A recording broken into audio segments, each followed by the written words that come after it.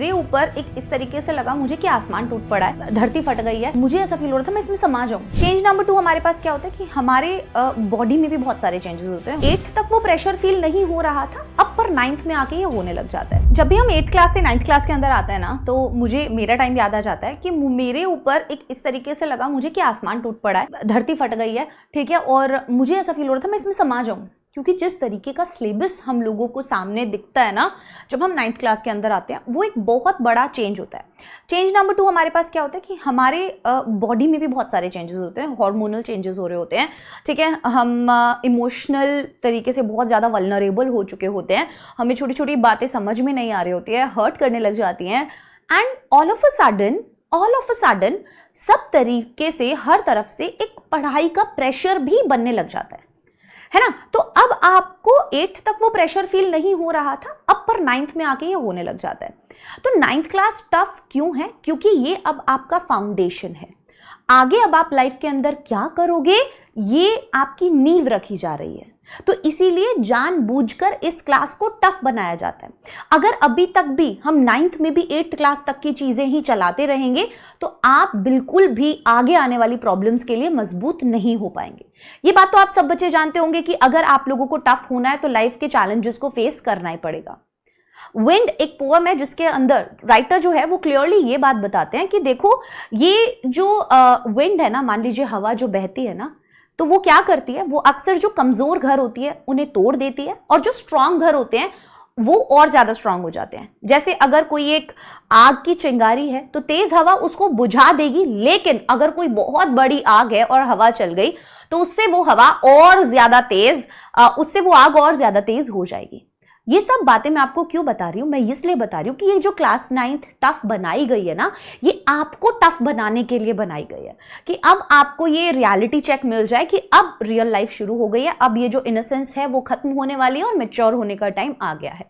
अब मैंने आज ये वीडियो क्यों बनाया? क्योंकि मुझे ऐसा लगता है कि अब आप लोगों के हाफ ईयरली एग्जाम्स जो खत्म हो गए हैं, आप सब बच्चे एक रिलैक्स जोन में जाने के बारे में सोच रहे हो, और मैं इसी चीज से रोकने के लिए सिर्फ आज आपको आई हूं कि अब ये जो एक स्पीड, ये जो एक मोमेंटम हमारा क्रिएट हो चुका है कि हम ऑब्वियसली हमारे पूरे दिन के अंदर लगभग, अगर हम इस हाफ ईयरली एग्जाम की बात करें तो 2 से 3 घंटे 100% डेफिनेटली हम ज्यादा इनपुट देने लगे हैं, है ना। या तो हम सुबह जल्दी उठने लगे हैं या हम रात को लेट सोने लगे हैं। अब बस एक ही चीज है वो करनी है कि वो आपको ये मोमेंटम अब तोड़ना नहीं है।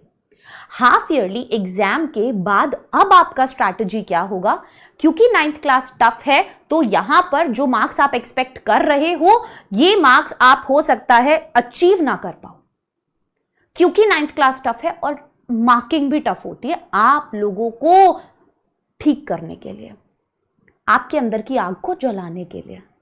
फिर जब आप 10th में जाएंगे तो 10th थोड़ा सा इजी हो जाएगा, बट अब 10th का भी लेवल सीबीएसई ने बढ़ा दिया है और बहुत सारे अपडेट्स और बहुत सारे चैलेंजेस जो है वो 10th के बच्चों के लिए भी आ रहे हैं। तो हमें ये तो सोच के नहीं चलना कि वो इजी है, बट हमें ये सोच के जरूर चलना है कि ये टफ है, ठीक है। 9th क्लास बिल्कुल टफ है, प्लस इंपॉर्टेंट भी है, ठीक है। अब हम लोगों को ये पहली बात मोमेंटम नहीं तोड़ना है। दूसरा, अब हमारी स्ट्रैटेजी क्या होनी चाहिए? आज के आज आप लोग एक टाइम टेबल बनाएंगे और उस टाइम टेबल को आप बचे हुए सिलेबस और जो अब तक कर चुके हैं उस सिलेबस को साथ में रखकर, बचे हुए सिलेबस पे हमें ज्यादा समय देना है और जो सिलेबस हम कर चुके हैं उसके पीवाईक्यूज को हमें देखना है। तो हम अब अपने नंबर ऑफ डेज काउंट करेंगे और हम ये देखेंगे कि कितने दिन हमारे पास एक्चुअल में बचे हैं हमारे हॉलीडेज निकालकर, और उसके अंदर हम अपने नंबर ऑफ चैप्टर्स को डिवाइड कर लेंगे। जब हमने उसके अंदर अपने नंबर ऑफ चैप्टर्स को डिवाइड कर लिया, number of days and number of chapters को जब हमने, ठीक है, डिवाइड कर लिया ना बेटा, और डेज भी हमें सब कुछ निकाल के, तो हमारे पास कुछ दिन ही बचते हैं और उन कुछ दिनों के अंदर हम कितने घंटे दिन में पढ़ते हैं ये बहुत मैटर करता है। अब से डेली आप एक छोटा टारगेट जरूर बनाइए, अपना कोई एक स्टिकी नोट ले लीजिए। मैं 10th क्लास के बच्चों को भी यही बताकर आई हूं कि भाई अपने स्टिकी नोट्स लो और इसके ऊपर अपने डेली के टारगेट्स लिख लो। रेड कलर पे अपने वो टॉपिक्स लिखो जो तुम्हें नहीं आते हैं और ग्रीन कलर पे वो टॉपिक्स लिखो जो इजी हैं और तुम इजीली उन्हें कर सकते हो। और उनको अपनी टेबल के सामने लगा दो कि ये 2 मेरे आज के टारगेट हैं और आज मुझे इन्हें कंप्लीट करना है।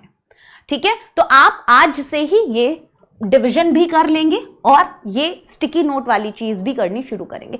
खरीद के लाने की भी जरूरत नहीं है, कोई पेज काटो, उसके ऊपर अपना टारगेट लिखो और शुरू हो जाओ। ठीक है, ये बहुत हेल्प करता है, बहुत हेल्प करता है। अब बारी आ जाती है दूसरी चीज की, which is daily morning time. अब आप लोगों के लिए बहुत इंपॉर्टेंट है। ठीक है, मॉर्निंग टाइम आप लोगों के लिए बहुत इंपॉर्टेंट है। अभी स्कूल जाने से पहले तक का टाइम आप यूज नहीं कर रहे थे, लेकिन अब से आपको वो टाइम यूज करना है। और वो जो डेली मॉर्निंग का टाइम है वो आपको यूज करना है किस चीज के लिए बच्चों? PYQs के लिए। आपको डेली कोई भी एक सब्जेक्ट उठाना है और उसके जो भी चैप्टर्स आप पहले कर चुके हो या अभी कर रहे हो या कल रात को ही आपने पढ़ा था, उसके 5 से 10 PYQs लगाने हैं सुबह उठकर। छोटा टारगेट से शुरू करो, डेली के 5 PYQs से शुरू करो, धीरे धीरे फिर उसको 7 करो, देन उसको 10 करो, देन उसको 15 करो एंड देन उसको 20 करो। इस तरीके से अपने उस टारगेट को, तो डेली ये मॉर्निंग की जो चीज है वो बहुत इंपॉर्टेंट है, आज से ही करना शुरू कर दो। अब आ जाती है लास्ट चीज, कॉन्सेप्ट क्लैरिटी। जो भी चीजें आप लोगों को पढ़नी है, ठीक है, वो कॉन्सेप्ट के साथ पढ़नी है। ठीक है, ये जो 9th क्लास है ये टफ इसलिए बनाई गई है ताकि ये फाउंडेशन बने। अगर आपका फाउंडेशन ही वीक हो जाएगा तो आप लोगों का घर वैसे ही बिखर जाएगा। तो हम जल्दबाजी, नंबर ऑफ चैप्टर्स, इनके पीछे भागने की जगह कि मैं जल्दी जल्दी जल्दी जल्दी सिलेबस कंप्लीट कर लेता हूं, नहीं।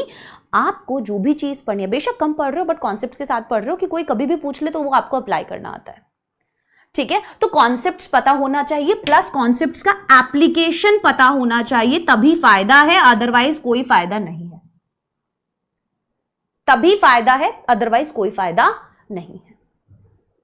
ठीक है, लास्ट चीज जो आज के वीडियो में हम बात करेंगे वो है बैकलॉग के बारे में। अब एक भी चैप्टर का बैकलॉग नहीं बनना चाहिए।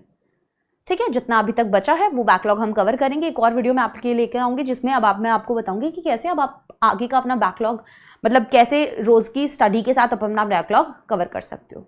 ठीक है, तो ये था हमारा आज का वीडियो।